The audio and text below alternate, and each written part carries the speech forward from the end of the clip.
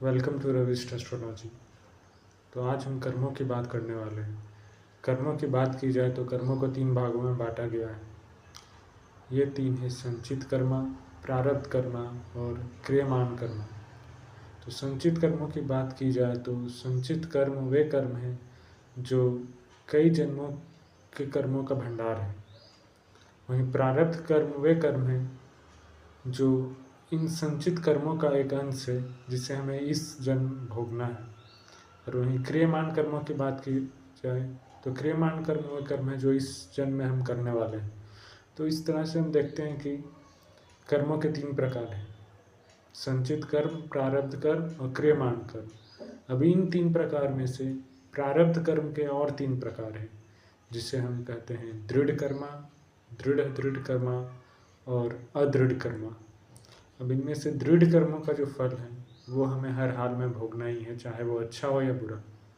दूसरा जो है दृढ़ अदृढ़ कर्मा, इन कर्मों का भी फल हमें भोगना ही है, पर थोड़ा थोड़ा हम इसमें मॉडिफिकेशन कर सकते हैं अपने अच्छे कर्मों की मदद से।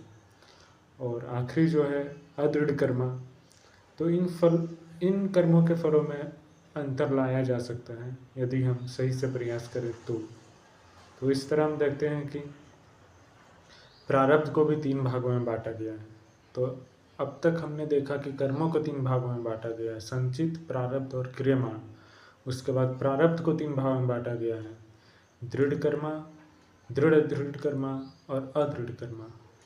पर अब हम बात करेंगे कर्मों की। तो कर्म 3 प्रकार के हैं: पहला मानसिक कर्म, दूसरा वाचिक कर्म और तीसरा कायिक कर्म। मानसिक कर्म वह है जो हम मन के द्वारा अपने कर्म करते हैं।